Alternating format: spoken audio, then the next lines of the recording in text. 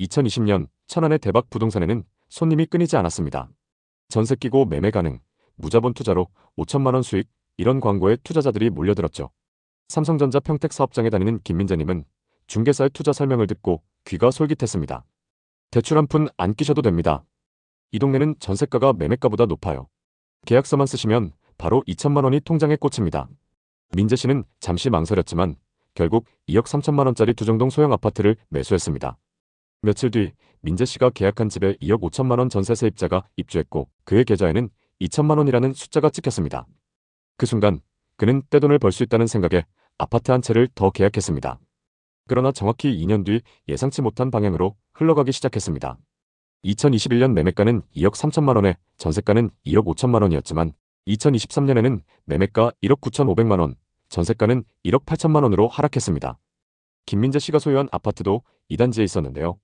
전세 만기가 다가온 세입자가 다른 집으로 이사를 가겠다며 전세 보증금 2억 5천만 원을 돌려달라고 요구했죠.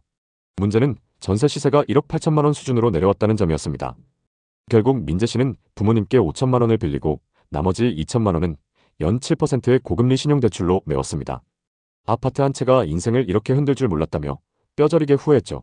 이런 사례가 지금 천안 아산 곳곳에서 발생하고 있습니다. 지금부터 천안 아산의 하락 사례와 하락 원인, 앞으로의 전망을 살펴보겠습니다. 천안과 아산은 충청도의 중심 역할을 하면서도 수도권과 가까워 부동산 투자처로 인기가 많았습니다. 신도시와 택지지구 개발로 인구가 늘고 있고 KTX와 SRT 등 교통이 좋은 편이라 발전 가능성이 크다는 의견도 많았습니다. 그러나 최근 천안 아산 부동산 시장이 급락하면서 과거의 저금리 시기에 치솟았던 가격이 이제는 처참하게 무너지고 있다는 소식이 들리고 있습니다. 지금 현장에서 집을 팔려는 분들의 이야기를 들어보면 매물을 내놔도 거의 연락이 오지 않는단 말이 많습니다. 특히 고점에 대출을 많이 받았던 분들은 이자 부담이 훨씬 커진 상황이고 집값이 예전 수준으로 돌아가지 않아서 멘붕 상태에 빠진 분들도 계십니다. 실제로 지금 이 지역에는 최고점 대비 반값까지 떨어진 곳이 많습니다. 한 투자자의 사례인데 그분은 남편이 지금 천안이 너무 올랐으니 조금만 기다리자고 했음에도 2021년 대출을 끌어모아 천안의 아파트를 샀다고 합니다.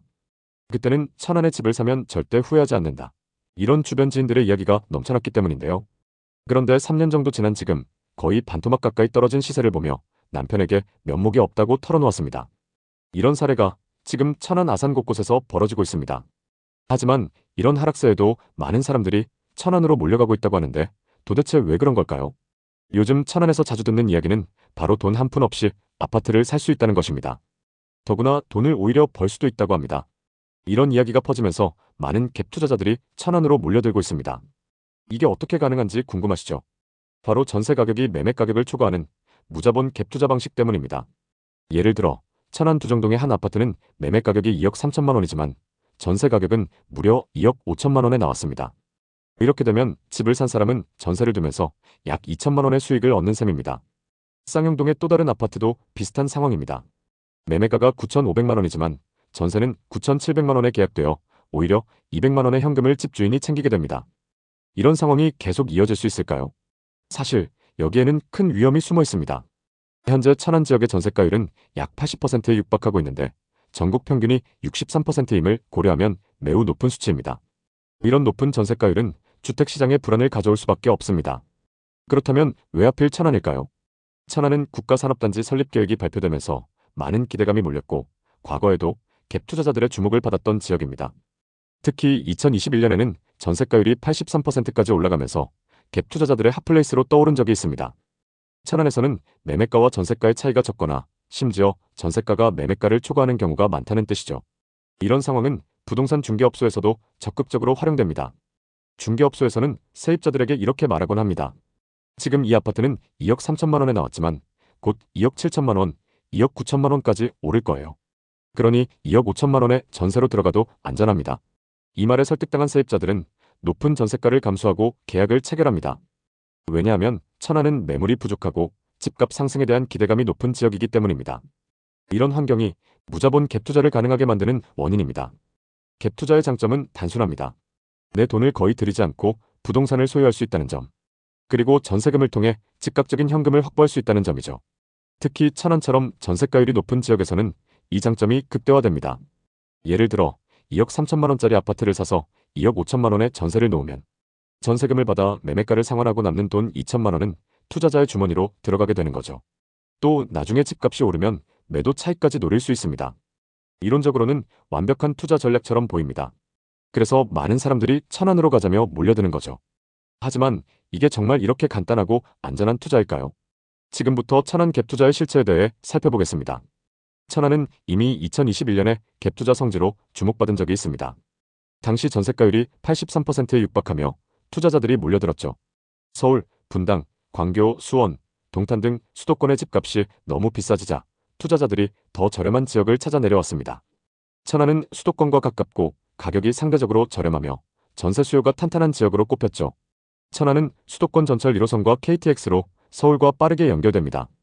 또한 삼성 디스플레이와 같은 대기업의 공장이 위치해 있어 안정적인 일자리와 인구 유입이 기대되는 지역입니다. 이런 인프라는 전세 수요를 뒷받침하며 갭투자 환경을 더욱 매력적으로 만듭니다. 천안은 젊은 층과 신혼부부 그리고 외지에서 온 근로자들의 전세 수요가 높은 편입니다. 매물이 부족한 상황에서 전세가는 계속 오르고 이는 갭투자자들에게 이상적인 조건입니다. 자, 여기까지 들으면 나도 천안으로 가야겠다는 생각이 들 수 있습니다. 하지만 갭투자는 겉보기엔 단순해 보이지만 숨은 위험이 많습니다. 천안 부동산 시장의 리스크를 하나씩 짚어보겠습니다. 충남 지역, 특히 천안과 아산에는 2025년과 2026년에 수요에 비해 많은 가구가 입주 예정입니다. 부동산 시장에서 물량 앞에 장사 없다는 말이 있죠. 이렇게 많은 아파트가 한꺼번에 시장에 나오면 전세 수요가 분산되고 전세가와 매매가가 하락할 가능성이 큽니다. 갭투자는 전세금을 받아 매매가를 상환하는 것인데 전세가가 떨어지면 큰 손실을 볼 수 있죠. 또 천안의 인구는 2020년을 정점으로 감소하고 있습니다. 부동산 수요는 결국 인구와 밀접한 관련이 있습니다. 인구가 줄어들면 전세 수요도 줄어들 가능성이 높고 이는 갭투자자들에게 불리한 환경을 만듭니다. 천안의 인구 감소 추세는 갭투자를 고려하는 투자자라면 반드시 체크해야 할 요소입니다. 그리고 높은 전세가율은 갭투자자들에게는 기회지만 세입자들에게는 전세 사기의 위험을 높입니다. 만약 집주인이 전세금을 돌려주지 못하거나 부동산 시장이 하락해 집값이 전세금보다 낮아지면 세입자는 전세금을 돌려받지 못할 수 있습니다. 이런 사례가 늘어나면 시장 전체에 불안이 퍼지고 전세 수요가 감소할 가능성도 있습니다. 갭투자는 언뜻 보면 돈을 벌기 쉬운 투자처럼 보입니다. 하지만 앞서 살펴본 것처럼 천안 부동산 시장에는 상당한 리스크가 도사리고 있습니다. 많은 리스크를 고려했을 때 섣불리 갭투자에 끼어드는 건 위험하다고 판단됩니다. 특히 부동산 투자는 단기적인 이익을 쫓기보다는 장기적인 안목이 필요합니다. 그렇다면 천안 부동산 시장은 앞으로 어떻게 될까요? 몇 가지 시나리오를 생각해 볼 수 있습니다. 국가산업단지 같은 대형 개발 호재가 현실화되면 천안의 인구와 일자리가 증가할 수 있습니다. 이 경우 전세 수요와 매매가가 유지되거나 상승하며 갭투자자들에게 유리한 환경이 이어질 가능성이 있습니다. 반대로 입주 물량 폭탄과 인구 감소, 금리 인상으로 전세가와 매매가가 동반 하락할 수 있습니다. 이 경우 갭투자자들은 전세금을 상환하지 못하거나 집값 하락으로 손실을 볼 가능성이 커집니다. 또 천안 시장이 현재의 상태를 유지하며 큰 상승이나 하락 없이 안정적으로 움직일 가능성도 있습니다. 이 경우 갭투자의 수익성은 낮아지지만 실거주 목적의 수요는 꾸준히 유지될 수 있습니다. 어떤 시나리오가 현실이 되든 중요한 건 정보를 바탕으로 신중한 결정을 내리는 것입니다. 천안 갭투자에 휩쓸리기보다 냉정하게 시장을 분석하고 내게 맞는 전략을 세우는 게 좋습니다. 오늘은 천안의 무자본 갭투자 열풍과 그 뒤의 숨은 위험에 대해 알아봤습니다. 겉보기엔 돈을 쉽게 벌 수 있는 기회처럼 보이지만 입주 물량, 인구 감소, 금리 인상 등 여러 리스크를 반드시 고려해야 합니다. 부동산은 단순한 투자가 아니라 우리의 삶과 밀접하게 연결된 자산입니다. 그러니 단기적인 이익을 따라가기보다는 장기적으로 안정적인 가치를 선택하는 데 집중하셔야 합니다. 내가 살 집, 내 가족이 행복할 집을 마련하는 게 가장 중요한 목표가 되어야 합니다. 다음 영상에서는 평택 부동산 시장에 대해 다뤄보겠습니다. 모두 부자 되시는 그날까지 좋은 정보 전달드리겠습니다. 오늘 영상이 도움되셨다면 구독, 좋아요 부탁드립니다. 감사합니다.